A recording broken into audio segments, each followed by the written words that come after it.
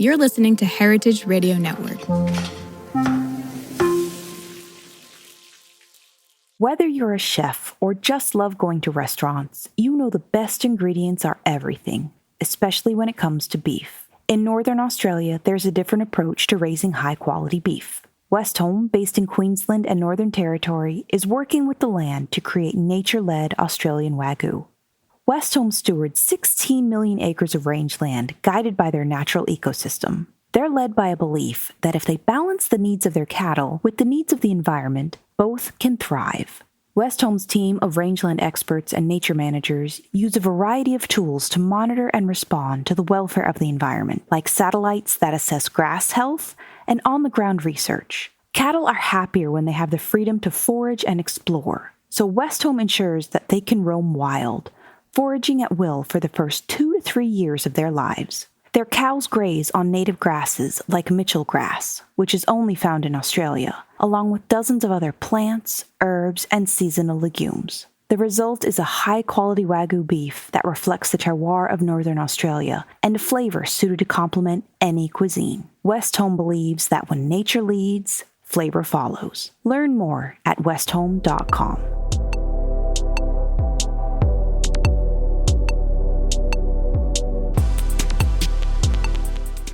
Hello, welcome to Japan Eats. I'm your host Akiko Tema, a food writer and the director of the New York Japanese Culinary Academy, which promotes a deeper understanding of Japanese cuisine in America. We are broadcasting live from Brooklyn, New York. This show is all about Japanese food and food culture. We see sushi at every day in the supermarket, but what is beyond sushi? We hear dashi, ramen, izakaya, but what exactly are they?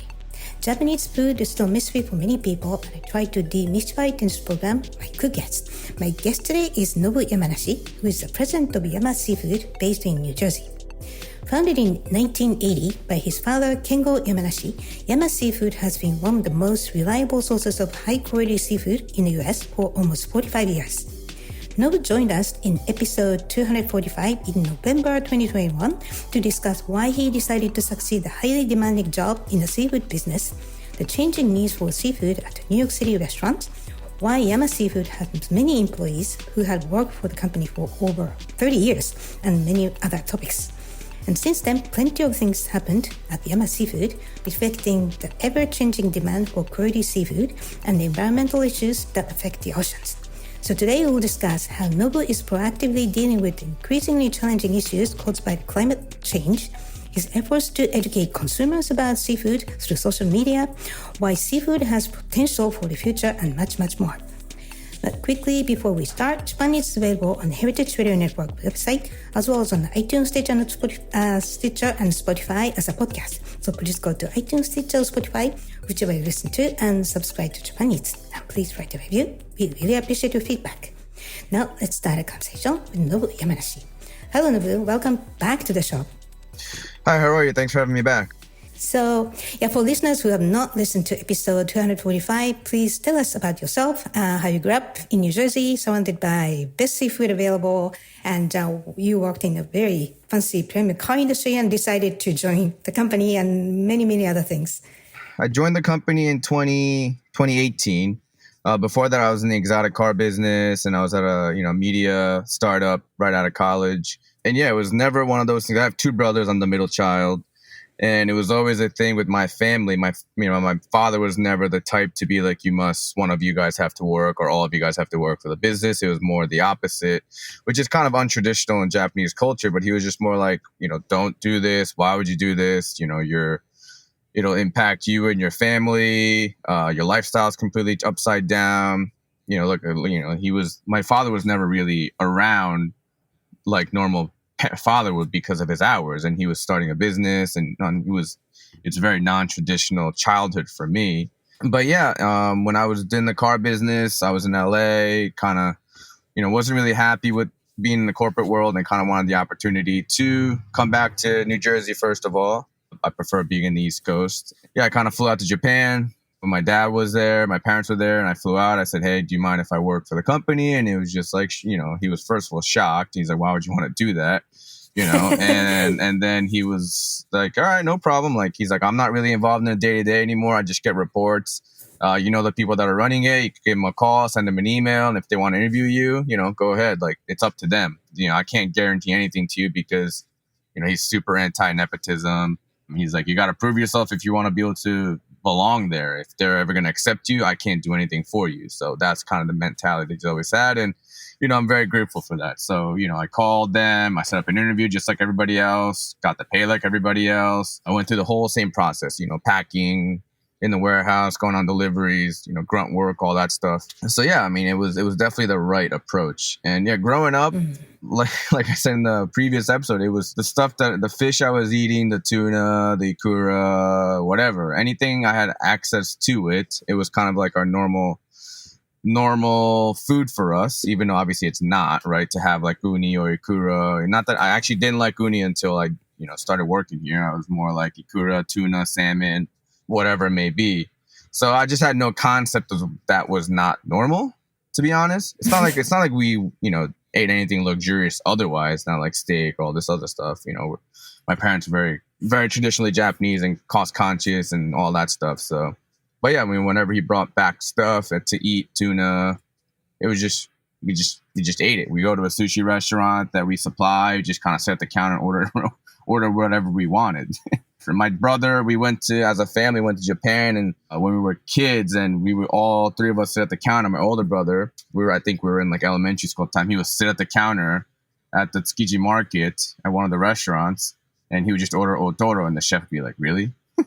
It just wasn't, to us, it was just like we just ordered whatever we wanted. It didn't really matter, but yeah, it's definitely interesting, not normal, right? So it was definitely an interesting upbringing.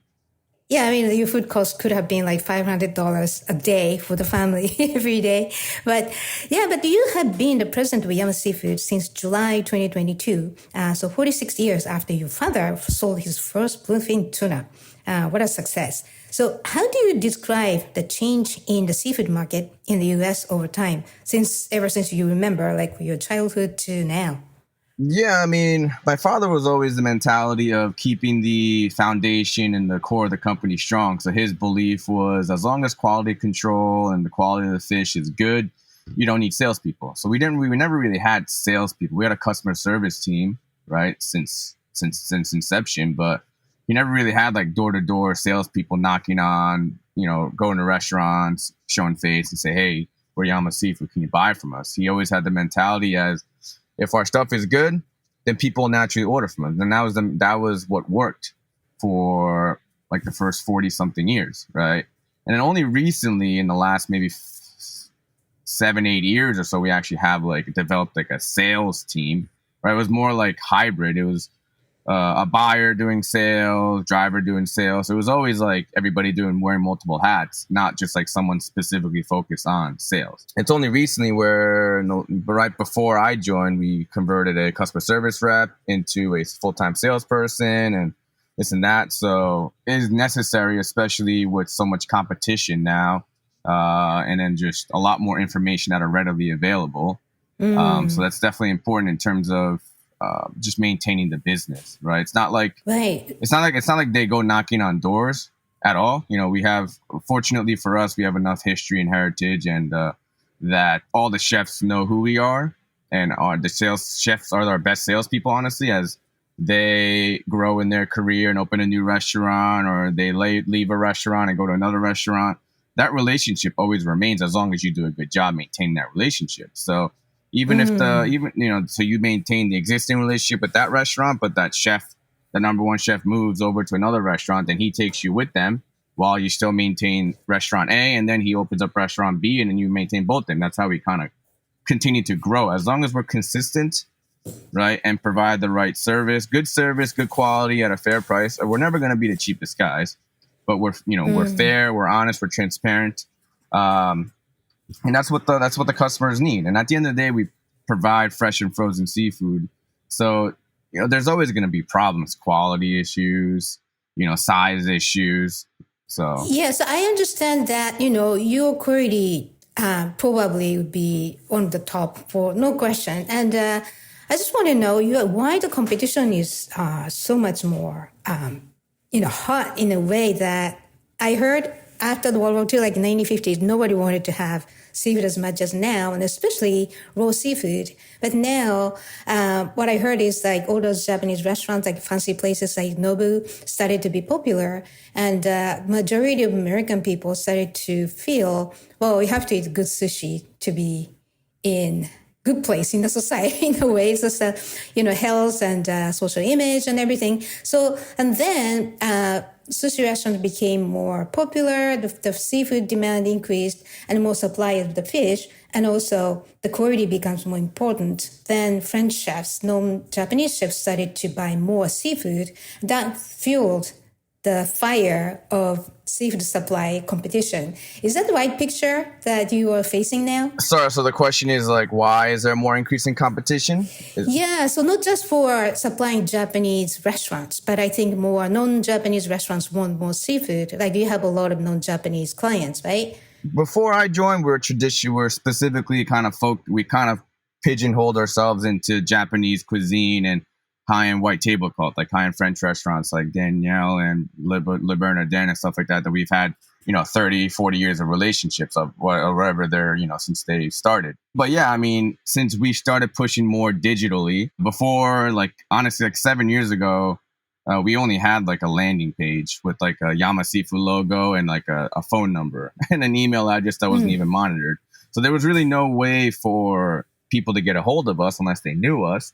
And a lot of people just don't like to, blindly call to say, I want to open an account. They feel more comfortable nowadays sending an email, all that stuff. But before you send an email, I don't think anyone was monitoring it. We didn't even have a proper website where images and history and a contact form. Like I came in and, I saw this, I was like, all right, I mean, I'm not a website developer at all. Like when we just changed to a new website, like maybe a year ago, 9 months ago. And the developer is like, he's like, yeah, this is hideous. But I was like, well, you should have seen what it was. What it was like just before that, right? So it's like, this is better than nothing. But yeah, I mean, since you push that and then we do more social media and stuff like that, and just our information more readily available than a lot of our Asian competitors, I guess. That's kind of how they found us, right? And I mean, the competition itself always existed. It's just, I think the one comment I received was from like an Italian restaurant. It's like, hey, I didn't know you guys supplied like our type of cuisines. I was like, what do you mean? He's like, I just only thought you supplied like Japanese restaurants, for example. But, I mean, Italian restaurants, you use, tuna for crudo all the time, right? So that's how we kind of grew our portfolio to not just focus on Japanese, but, in addition to French, but we're doing like New American, Italian, Korean restaurants are using a lot of high-end seafood, high-end Chinese, whatever it may be. That anyone that needs seafood now, they're, the information, we're more readily available, like to search, which kind of helps us grow and just, makes us more accessible, I guess, or available to them, or at least in terms of like reaching out to us. Right. Yeah. And your new website, yamaseafood.com, is really cool. And I like the history page and about the products. That's amazing. So, yeah. But who are your customers currently? Are they most wholesale restaurant clients? And you sell online? Yeah, online. Our D2C was founded during COVID, obviously, where it was, we had like almost $1 million worth of fish that was in inventory when we went down like 90% in revenue, like within a couple of days. So we still had the inventory that we ordered. It's not like we can just return it to the fishermen or the farms, right? So we bought everything and we just started making boxes and selling it. But it's still a very, very small portion of our overall business. But I am putting a lot more effort and energy into growing the D2C business because I think no one really does it. It offers the portfolio, the plethora of products that we offer. It's just not readily available in anywhere.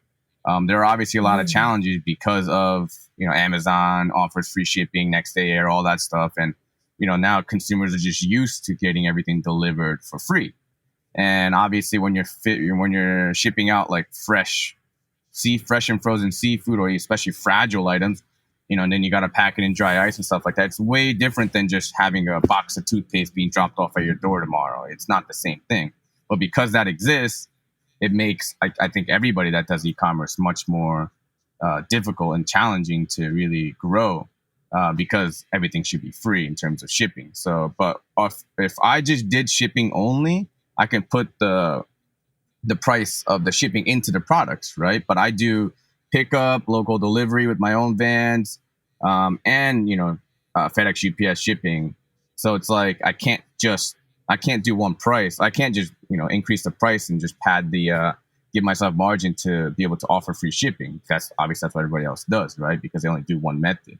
But because of the complexity of what I offer, it just can't be offered as that, because otherwise, then like my local prices will be so much more expensive, and that's not my goal. I want everybody to be able to afford high-end quality seafood, delivered to your door. There's so many people, like myself included. I have 2 young kids, a 1 and a 3-year-old. I can't go out to eat at a sushi restaurant every day. It's impossible, or at all, honestly, unless you hire a babysitter or unless your spouse is at home. Like I by myself, it just doesn't happen, right? So to be able to still consume that level of quality you would eat at a high-end restaurant or a restaurant at your home, in your comfort of your own home after your kids sleep, or even feed your kids with it. Like, there's definitely a huge plus for that. And I want everyone to be able to do that and enjoy that. They should be able to. You should be able to enjoy good food at home. Right. So, but then again, and the main clients of yours is high-end restaurants, Japanese and non-Japanese. Yeah, I mean, our portfolio is all over the place, but we do like a high-end Korean restaurant, like a Kote steakhouse, a Korean steakhouse. They buy tuna from us. We do like Le Bernardin's signature tuna dish is our tuna for however long they've been over, 30 plus years, right? Same with Danielle, and then we supply some of the high-end omakases. We do all the Nobu restaurants. So it's like everywhere in between. We do American steakhouses, Italian places. We kind of cover a wide portfolio of cuisine because they all need seafood, right? So at the end of the day, as long as they're in need of high-end seafood, we can provide it for you. But yeah, I mean, still a good chunk of significant part of our business is driven by wholesale, B2B. And you have your seafood through direct partnerships with the Toyosu, Hokkaido, and Kyushu fish markets in Japan, which really, really is the best you can have. And so among those high-quality products for restaurants and consumers, what seafood is the most popular among your clients right now? What's the most popular from Japan? Imported from Japan? Yeah, well, like I think my question is more about what Americans are eating, what seafood are being loved, cherished by Americans. Yeah, I mean, everyone loves tuna and salmon, right? That's definitely the staple, right? It's the most readily and widely consumed product. Bluefin tuna has become more and more popular. But Americans have always eaten yellowfin and big-eyed tuna for crudos, right? Italian cuisines and whatnot. So that always, that's still a good chunk of our business. But I think the consumers in general are becoming more aware of or educated to products like uni, which was definitely something that was a very niche product before. That is, now that sushi has become, it graduated from California roll, spicy tuna roll to actually eating like proper nigiris. Right now, those people have joined like the entry level makases, and now they know what uni is. Before, it's like a very few, very small percentage of consumers knew what uni was. But I think that level of understanding is growing. Interesting. All right, so we'll take a quick break here, and when we come back, we'll discuss Nobu's innovative and inspiring solutions to realize sustainable seafood consumption in a global warming. Climate warming situation in the world. So please stay with us. Today's program is brought to you by Korin, a supplier of Japanese chef knives and restaurant supplies. Korin is proud of their Japanese culture and traditions, but they want you to know that their products are not just for Japanese restaurants. Their knives and tableware bring out the best qualities of food from every culture and fit into every restaurant from French to Pan-Asian to American. And that is why they're located in New York City, where people from every country in the world come to eat. Korin's Tribeca showroom is home to the most extensive collection of Japanese chef knives in the world, including Japan. Stop by to view their exquisitely designed tableware and the rarest natural sharpening stones. They have a whole range of knife services from repair and rust removal to reshaping and realigning. Korin is dedicated to this ideal, bringing the highest quality Japanese design to your table so you can experience the unparalleled quality of Japanese craftsmanship in your home or restaurant. For more information, visit korin.com. Welcome back. You're listening to Japan Eats. I'm your host, Aki Katayama, and my guest today is Nobu Yamanashi, the president of Yama Seafood. Founded in 1980 by his father, Kengo Yamanashi, Yama Seafood has been one of the most reliable sources of high-quality seafood in the U.S. for about 45 years.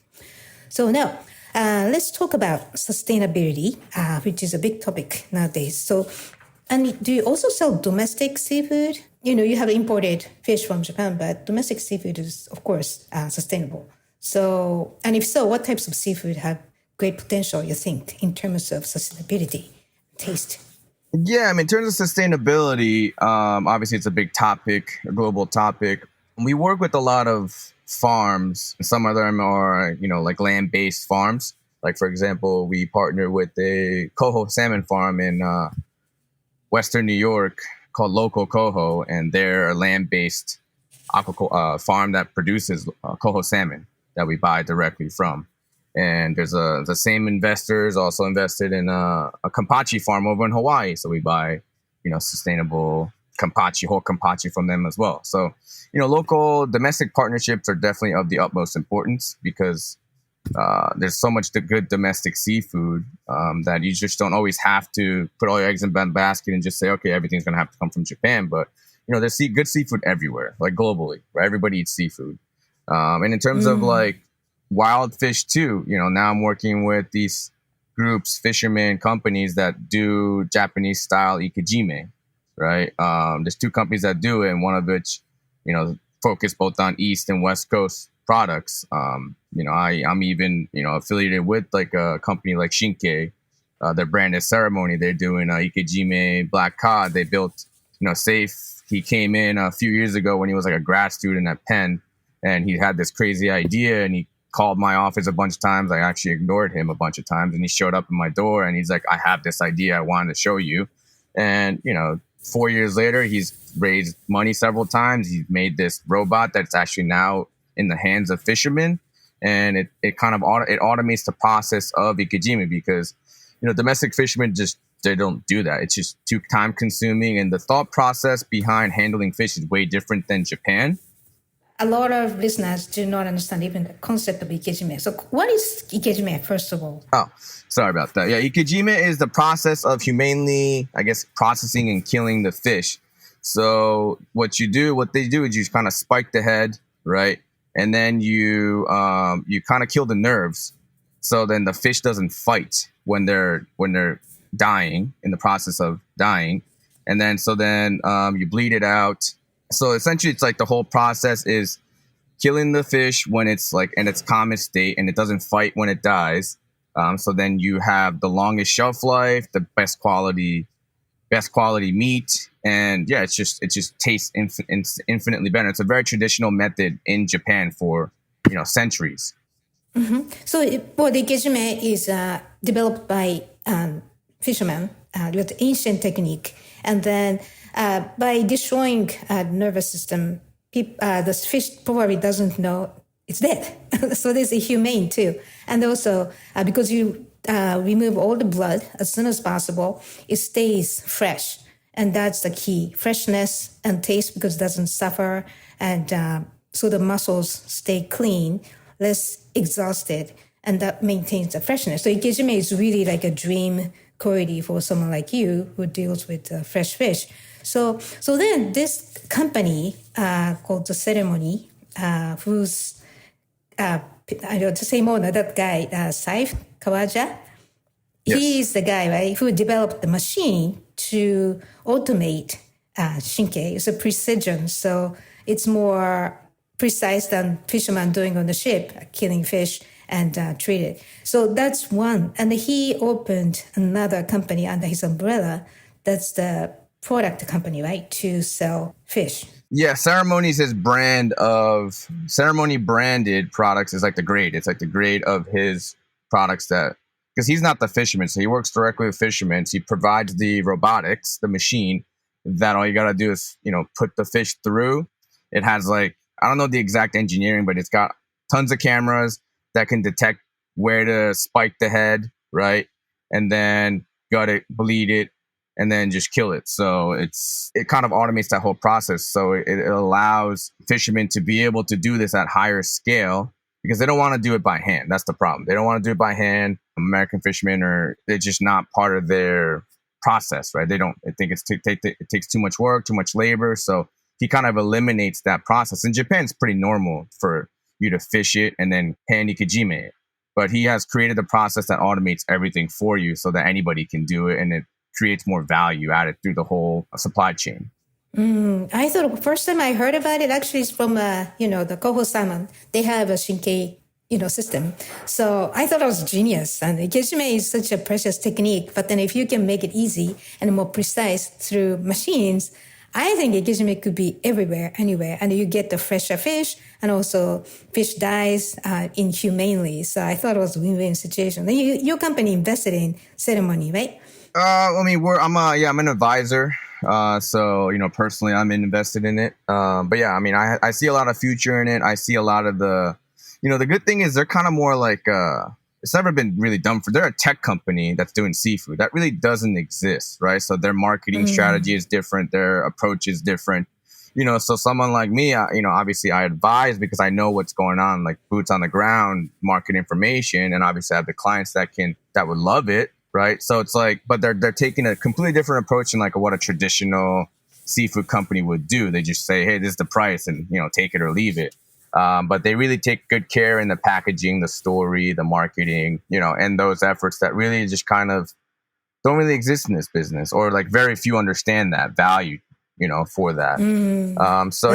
It's like you said, every single fish, there's no reason why it can't be ikejime and processed like that, because everything could just be at a much higher quality. There's so much waste in this industry where it's just caught in a net, it's just left to suffocate and die. So the more suffocating and more stress it puts on the fish goes through, the lower quality the fish gets. So even like a local Spanish mackerel that was caught 2 days ago, it wasn't properly killed.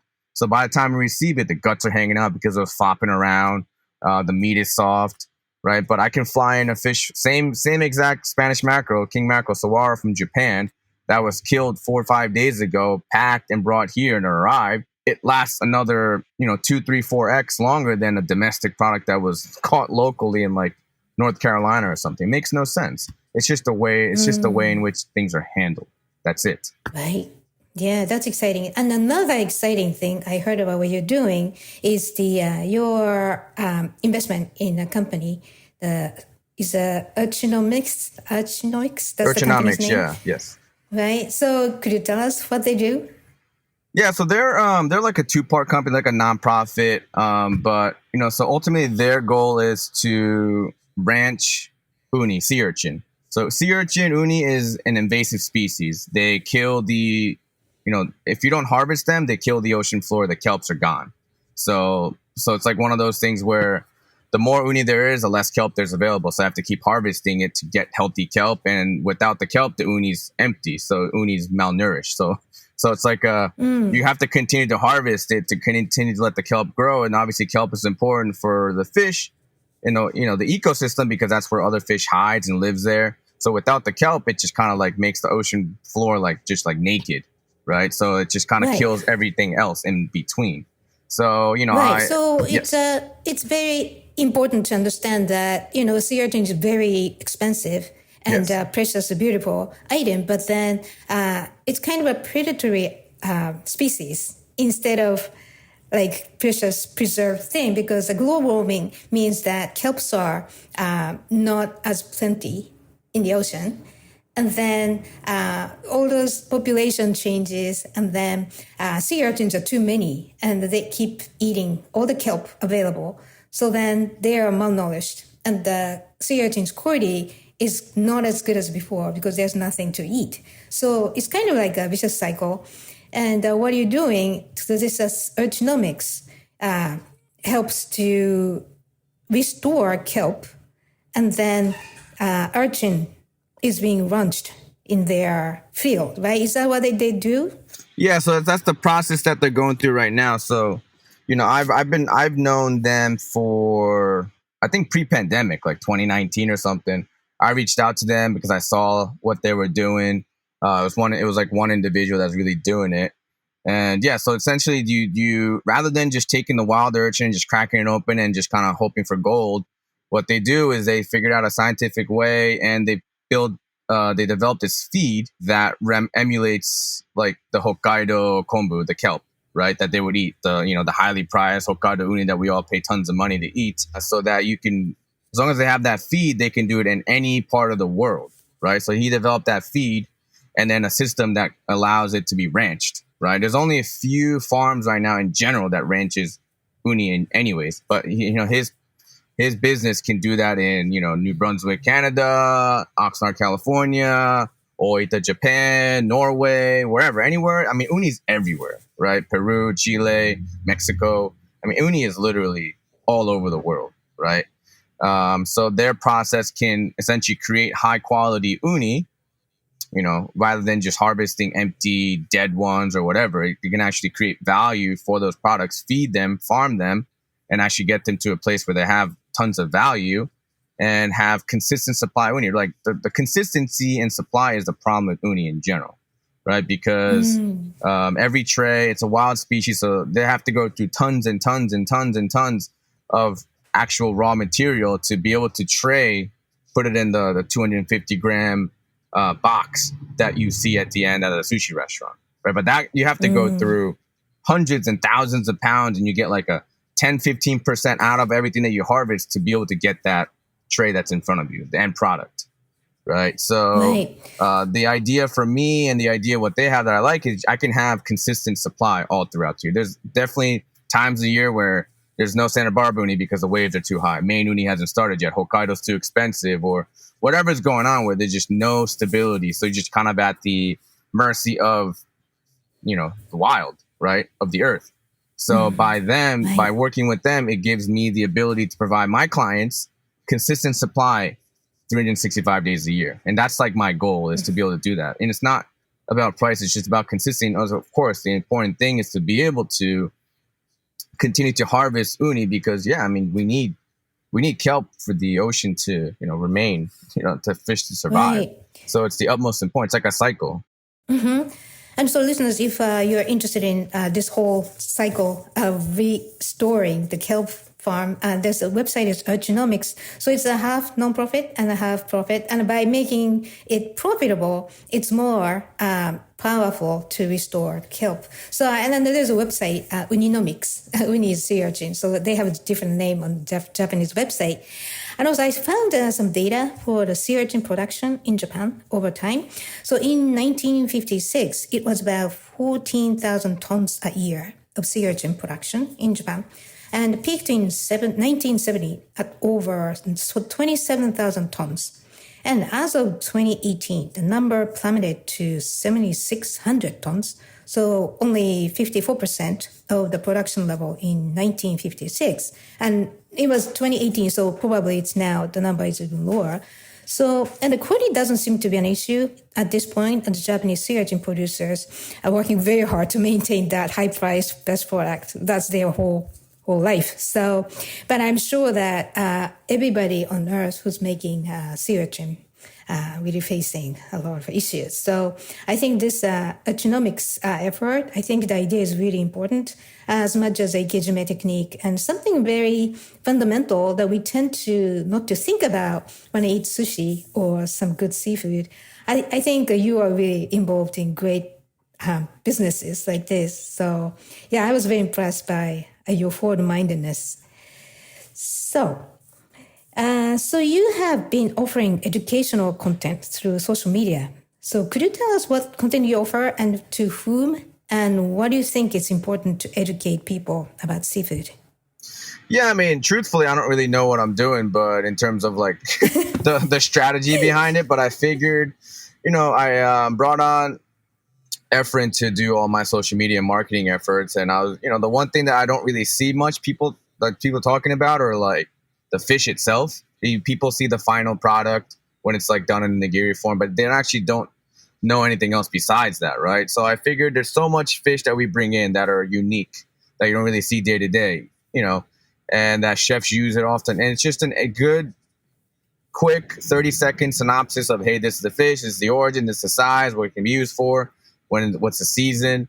And the hope is just to inform, a lot of chefs just come up to me and can text me separately and say, hey, your Toyota Institute has been great. Like my staff's learning a lot about just these things that they never knew about. So my hope is just that simply they know, they learn, and if they want to try it, they give us a call and say, hey, I want to buy that fish that we saw, last week or in yesterday's episode.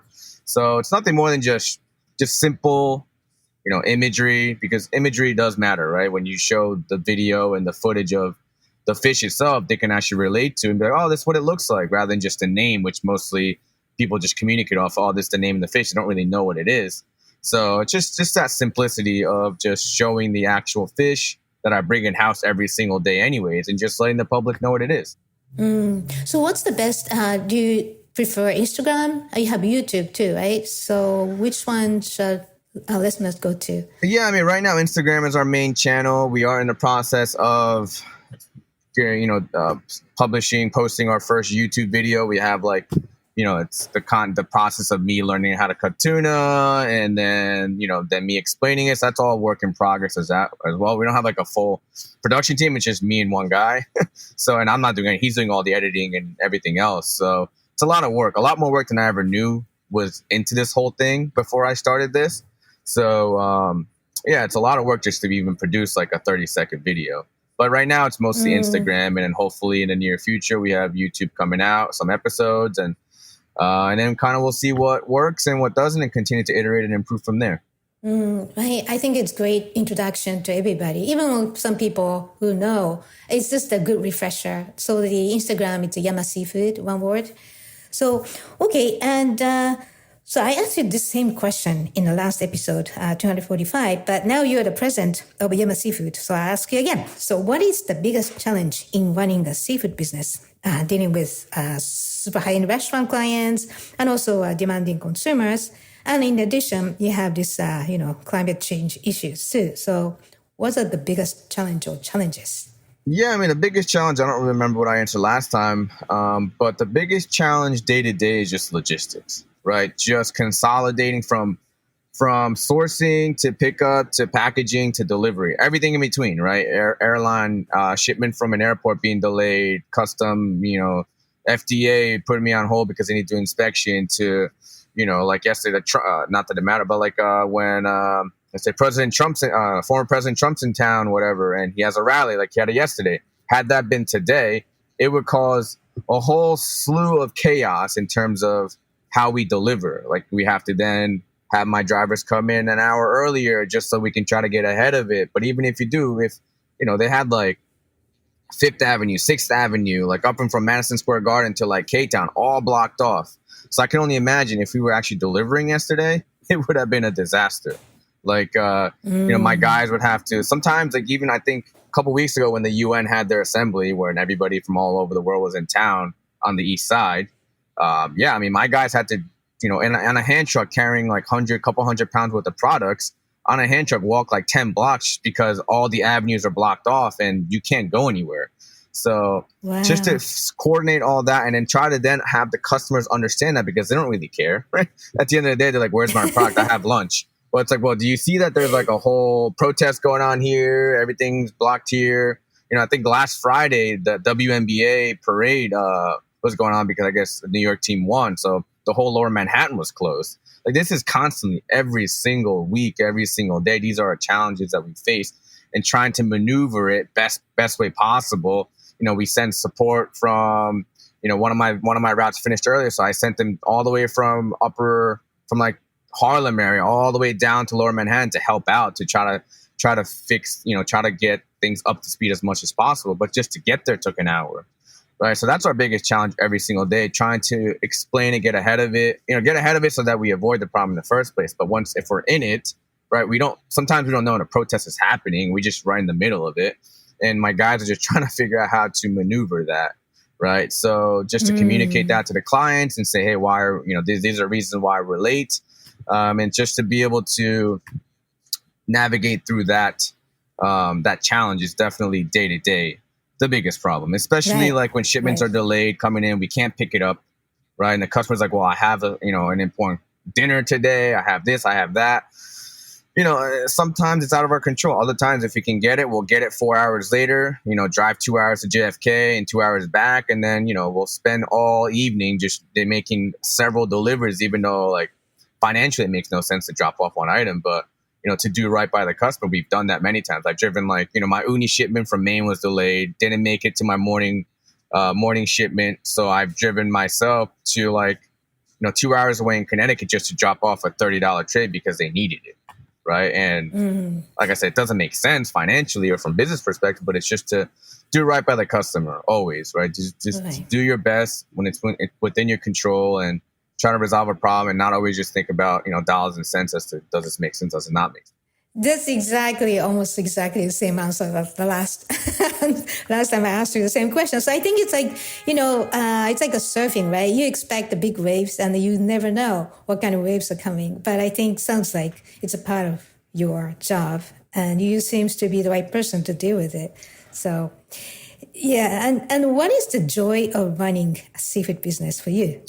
For me, it's just, the day-to-day challenges are also what's fun, right? These complex problems that happen every single day. And, I get to, be around people from all over the world, right? I have employees from Ecuador, Mexico, China, Japan, locally here. It's just trying to maneuver, understand everybody's needs and, and wants and try to turn that into an operating business, right? On top of that, just how to figure out ways to, continue to grow a brand. That's always fun and challenging. But yeah, my biggest joy is just at the end of the day, when you go bring that tuna or whatever uni to the customer. And then if I do happen to go eat there, it's just the joy of seeing the process from the client side. And when I actually can eat the end product of what we did at 1 o'clock in the morning, it's kind of like, okay, all that hard work means something, right? But also it's just to see my staff and my team to be like, okay, yeah, they work here and then they're able to provide for their family and make a living for themselves, right? For their American dream, right? It's so many of us here that work here have been able to accomplish that. And for that, that was a big thing for my father. And I want to continue that as well for the employees to continue to be able to provide for their family and, be proud of where they work. Right. That's amazing. So, and then you mentioned American dreams, but what are your plans and dreams? My plans and dreams for the company? Can be anything for yourself, for the company, both. Yeah, I mean, for me, it's just, I'm doing work a little bit differently. As of late, I'm going out more in terms of like, rather than working in the business, right? Working on the business is kind of the phrase, right? All the entrepreneurs always use. But rather than being in the office or being on the warehouse floor every single day, every single morning, which is still obviously very important to us, right? But like last night, I went to dinner with my friend Jesse Ito from Roy Zakaya. We went to Juak, right? A former 2 Michelin star restaurant that closed down in Korea and moved to New York. Their staff moved to New York and, they're trying to get, I guess, 2 or 3 stars in New York, right? So like to be able to take him there to one of my clients, and then just kind of actually have FaceTime with the chef that we're the same age, right? He's doing something really cool in Philadelphia. But we, none of us really have that time on our day to day to be able to like sit down, have a meal together and actually have like a normal conversation rather than saying, what's the fish? What are we ordering? Delivery time, blah, blah, blah, blah, right? Actually have that personal relationship, which is what I'm working on, to be able to have more FaceTime with clients, be part of more events, really work on the brand. And just, I really want, truthfully, in 5 years, I'd love to have Yama Seafood on restaurant menus, right? Rather than saying bluefin tuna from Spain, it's like Yama Seafood bluefin tuna, right? That to be able to achieve that is something that would mean a lot to me. But yeah, I mean, still a long road ahead and really still trying to figure out what that looks like and how to get there. But before, I was so focused on just being on the floor, going on deliveries, packing, all that stuff. That obviously it's really hard to do anything else because I have to sleep at 6, 7 p.m. I have to wake up at 1, 2, 3 a.m. Right. So there's only so much time in a day and I have 2 young kids. So I can't just, not be a father too. Being a father is very important to me as well.